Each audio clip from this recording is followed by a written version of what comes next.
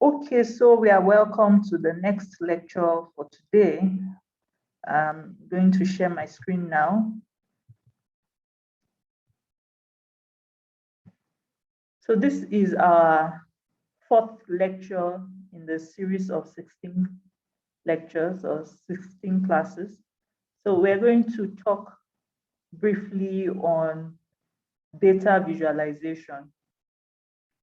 So the first four classes are to help us understand key concepts in data analytics and help us understand how they are being used and applied and relate those to our own domain as well. Okay, so this is I'm going to. Okay, so cool. This in today's lecture, we're going to be looking at visualization softwares, the elements for data visualization, and the need for it, right?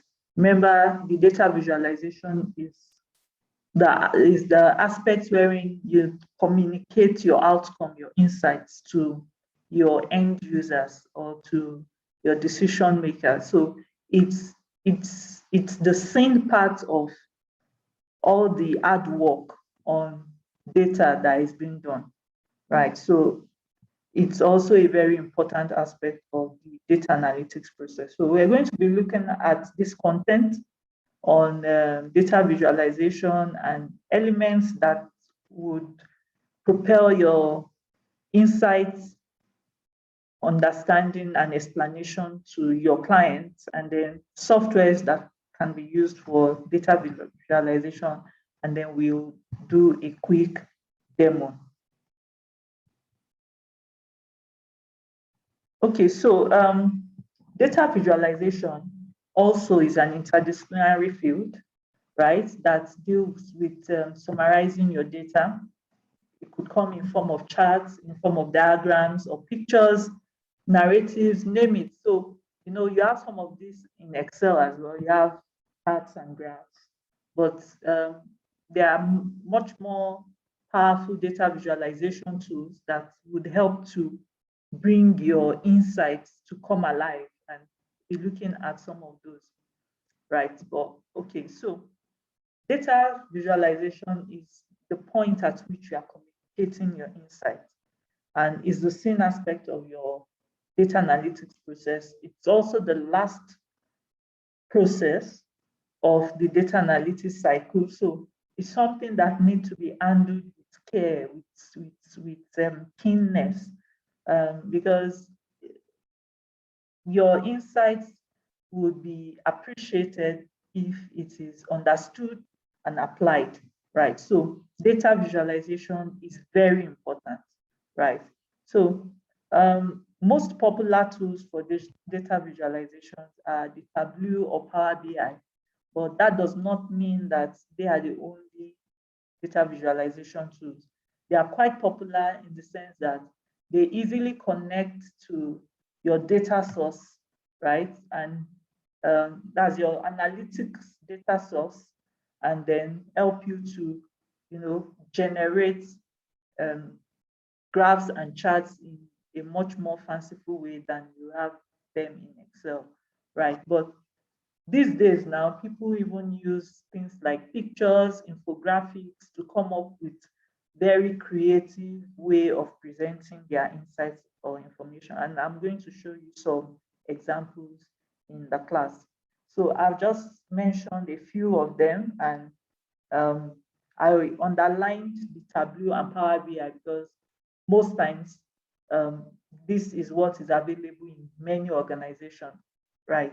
Power BI and Tableau. Some people are even, data visualization experts, right? And they just, focus on that aspect in the data analytics space, right? So these are various ways you can interface in the data analytics space. Right, so what's the need for data visualization? The need for it is because a picture is worth 1,000 words. So summarizing the insights of your data, right, and presenting them, needs to be done in a congruent manner, needs to be done in a succinct way that is, summarized and clear for anyone to perceive and agree well with you on what you are presenting to them. So if you just present your summation or your descriptive statistics, right, in Excel form, it could appear so boring to those who are looking at your results or your explanation. But if you have them in form of charts as well, it becomes, something much more insightful and a way of summarizing the information you are trying to present to them. Then if they need more detail, you can then send, the data sheets as well. That's how we do with our clients. We present something to them and they are, eager to know what's the where is the data? Can we have the data? For instance, let's say you are doing a customer behavioral analytics, right? So you present your insights in forms of graphs and charts and some stories behind it, and you do a presentation, right? So when that is done, they will then request that, oh, okay, who are these customers that have this poor behavior? So we can campaign them.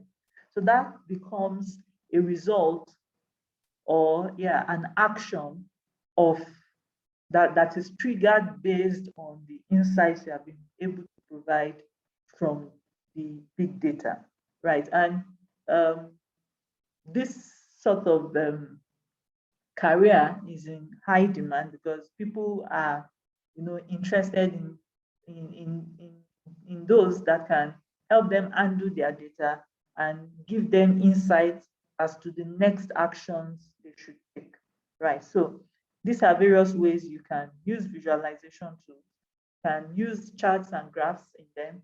You can as well use infographics in them. You can create dashboards, right? Dashboards are just a collection of various elements of graphs, charts, pictures, but presented in one piece. And most times people want to project dashboard their on on their screens, like in executive offices. They just want to be seeing the analytics insights in real time as the data is changing. So they have screens in their offices that project these insights from the dashboard.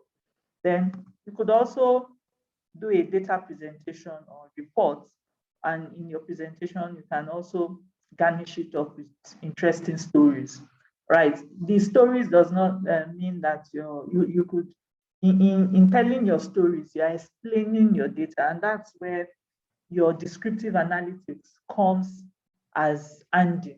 You start from what they know and then take them to the unknown.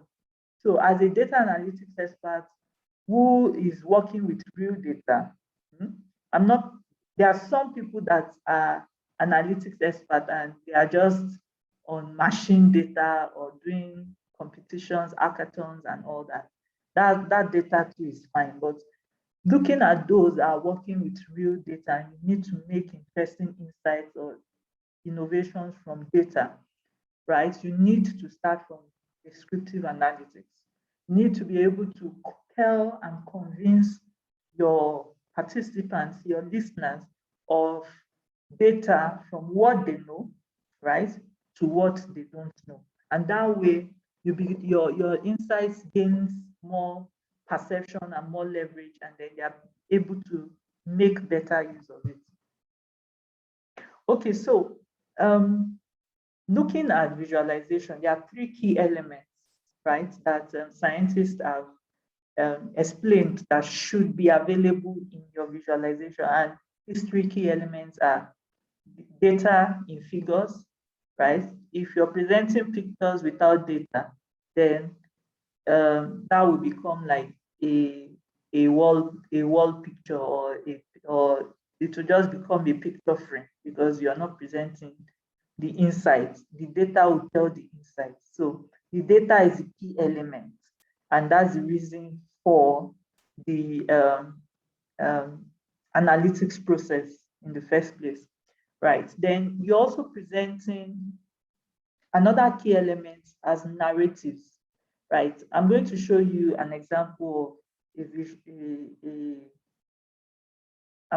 a slide that contains all of this. So you're also presenting narratives. Narratives comes in text, right? Because of the limited space of a slide page or a picture page, you might just want to write a little text. But if you are able to do presentation on that, then you would want to expand on the narrative in your text. Then it could also come as visuals. The visuals, I mean, another element that is expected are the visuals, as the pictures. It can come in form of pictures or graphs or charts or labels or symbols. People use different things, you know, to make their visuals much more insightful. So this is an example of, you know, you just presenting your information as raw data, you know, sorry, as data alone or as data report. So this is that data sheet of customers' recall records and presenting, you know, some summary information to say, oh, okay, this is the percentage of people who are doing international call compared to people who are doing people who are doing international call and are smartphone users compared to people who are doing international calls and are data users that use more data on their phone. So this sort of information, you know, is helping them to make decision on, okay, the kind of smartphone buyers that, the kind of smartphone that we should present to our buyers, you understand? So these are things that you can get from data, right? So, but that's a boring way of presenting it, right? Here again, you have another insight, but this is showing picture, this is showing text, and it's also showing visual, right? So the visual is could come in form of charts, like I mentioned, or in form of pictures. This is not really a chart, but, you know, looks like a matrix picture, a half-cut matrix picture, and then you have some stories here, some narratives here, right? And then you have the data, you have the figures. Sorry.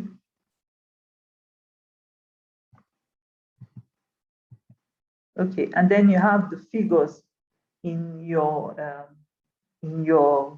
presentation or in your visual. So to explain this quickly, you have this like a behavioral analytics, looking at customers and the level of their transactions within an organization. So this is like a 6-month collection of data for customers' transaction. And in it, you are summarizing the number of transactions they do or they have done in various months of the year. So the column is summarizing the number of transactions that they've done within the first 6 months of the year. And then you are using that to check the number of transactions that they are doing currently, right? So this is in average of the first 6 months of the year. So people who have transacted within the first 6 months of the year, you expect that they would also transact with you in the 7th month of the year. So that way you can know your regular customers, right? And if you have customers that the last time they transacted with you was like in the first or second or third month of the year, you want to easily recognize them from your analytics work and then be able to get the data for those customers and, you know, be focused on the kind of customers you then call to campaign. So this is a summary way of presenting that kind of information. If you look at the matrix, matrix is just an intersect of the row and column. So for instance, the first row, okay, the figures here are not so clear, so I'm going to use the second row. So in the second row, you have a set of customers that they transacted once a month within the last 5-6 months, and then in the current month they also transacted once a month. So these are customers that are seldom customers, so they only do their transaction once a while, but this is like their character. But you want to now look at this number 9 here. So these 9 customers, they've been transacting so well in the last 5 months, 5-6 months, right? So they did like regularly, monthly, they did like more than 20 transactions.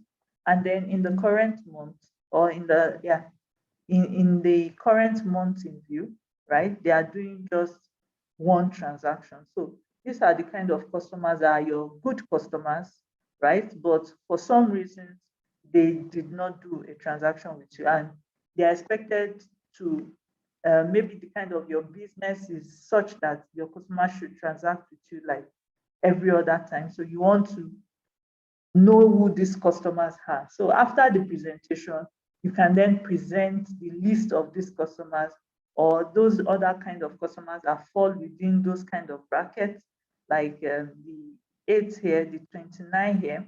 So all the customers on this longitudinal, on this column, right, fall within the brackets that you want to check up to understand why they've not transacted, right? And then these customers on this diagonal here, right, you can understand here that these are segments of people that have this same behavior, because that's the same behavior they've been, as that's the same behavior that they've been showing since the first month in the year through to the 7th month of the year. So these are customers that are having that same regular behavior. So easily from this, you can know customers with regular behavior, the ones with irregular behavior, and understand how to, how to deal with those different categories of customers. So this is an interesting way of summarizing and presenting an insightful outcome from your data. So this is data on transactional records. So I'm going to move to the next one. So before you start your visualization, actually, you should understand the kind of results you want to communicate, right? And the kind of results you want to communicate will be based on the kind of questions that must be answered, right? So in the previous slide, we just answered the question on dormant customers. Dormant customers meaning customers that are not transacting, or their transactional basis is not being regular, right? So that could be a question coming from the company owners that, why are we not having enough sales? Who are those customers that we need to go after? So in that case, you do a behavioral customer analytics based on the transactions from the customers. So there are many tools that you can explore online as well to present your visualization. Another way of presenting visualization is using a mind map diagram. So a mind map diagram also helps in categorizing your data and showing the propensity or the degree of the relation of the features of your subject to the main concept. So in this mind map diagram, the diagram is not complete because there are no figures, but this is what it looks like. So in this mind map diagram, you are visualizing and explaining a concept. So still going by the question of why are we not making enough sales? So, but that's a broad question. So in being specific, the question might be, what are those factors that are affecting our sales? Or somebody asks, why are we not making enough sales? Then you, as a data analytics, you want to go and look for insights and outcomes on what are those things that are responsible for the company not having enough sales. So some concepts of statistics that we discussed earlier would, of course, come into a big play in doing this, right? So for this main subject now, in answering the question, you could just come up with a mind map diagram like this to say, oh, okay, factors affecting sales. And then based on your findings in the data, you could draw or categorize them into the factors you found. You could categorize them into different categories like this, like, okay, at customer level, these are our various features. And then you've done some correlation to know how these various features affect your main subject. And that way you can tell that, oh, the main, or this, there are some main factors that are affecting our sales. It could be maybe our product level and visibility of our products in stores. And this carries the highest weight. Like, this is one of the main factors. So you could have some propensity figures to all of these features to show how they affect your factors sales. So this is just an example of, visualizing and explaining in one picture or in one bit what you have found within the data. And with this, interesting insights can be made on, oh, okay, what are those things we should begin to improve to increase our sales? So your insights in that way is providing answers to questions.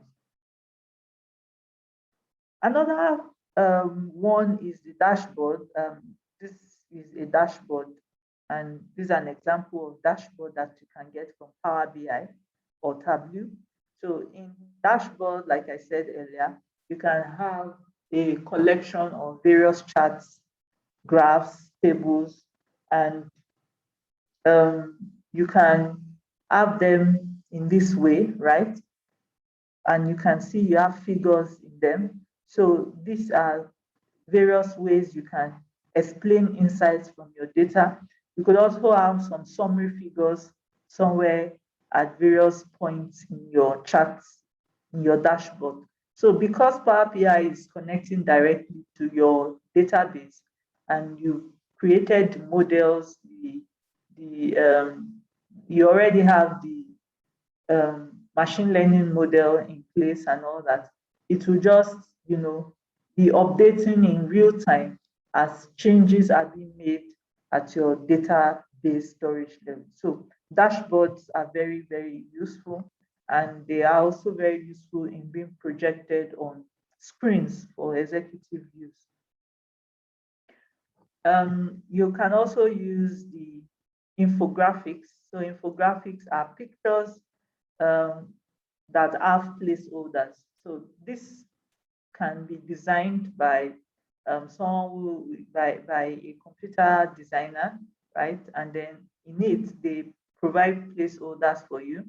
But for infographics, sometimes it can be static, depending on if you are using it for just a presentation, or you could program your graphics, right?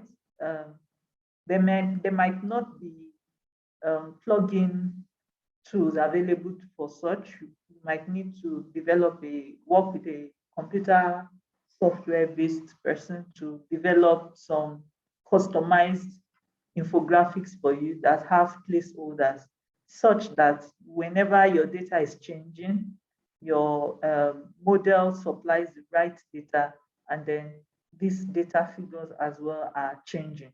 The interesting thing of infographics is that they are very useful for presentation, especially if it's just a one-time presentation, because they come in picture formats that are much more appealing to the eyes. It could also be in form of animations. Some people use animations now to also do their visualization presentation. So these are the various types of visualizations you can have. And these are interesting add-ins that you can use for your presentations. Many of them come as add-in into Excel because Excel is a popular tool and it's very popular for analysis. And in most cases, analytics process, does a lot of analysis, right? Analysis and descriptive analytics. So for business use, for use in organizations, right? Most people still have a lot to do with Excel, right? So these are some add-ins you can use with your Excel, provide much more interesting visualization. We are going to be using one of the add-ins in our next demo, right? So the training is rounding up now. We are moving to the demo shortly. So this is a summary of all the tips I've mentioned. Have a solution and goal in mind when coming up with your insight presentation. So you could do a draft first and understand do a draft or a prototype of how you would like to present your insights, right? Then, of course, you need to vet your findings, which are the figures. You need to be sure that, your insights are of quality insight and are they are valid, they are correct, right? Then you need to also use pictures, charts, then text for narratives in your visuals, and preferably tell a story while doing the presentation to engage your audience. Then make your insights visuals concise. Don't make it too clumsy. Don't put too many information on a page. Dashboards are not very interesting for making presentations actually, because they are sometimes quite clumsy because you want to present so many information in the dashboard. Dashboards are better useful for real-time updates on insights or information. But if you are doing the presentation the first time or presenting the insight the first time, it's better you use collection of different pictures and infographics to explain your presentation. Then afterwards, for ongoing support on the analytics process, you can create dashboards where they can see summary key information updating in real time. So in the real sense of it, things for analytics projects in organizations, in companies, that's what we do. When doing our presentation, we come up with very colorful diagrams, pictures, infographics, and then gain their attention. Then afterwards, we implement an analytics dashboard for them where they can view summary information updating in real time. Without much ado, it has been overflowed that you should not limit yourself to Power BI and Tableau alone. Get creative, use very interesting pictures to gain the attention of your audience for your visualization. And always remember that your visualization is the same part of the hard work done on observing the data and creating insights and analytics and models from your data. So the visualization as well must be in quality stance so that your work can be well appreciated. So that's that on cloud and cloud understanding and data visualization, which is part of the analytics process. Now we are going to move on to the demo part.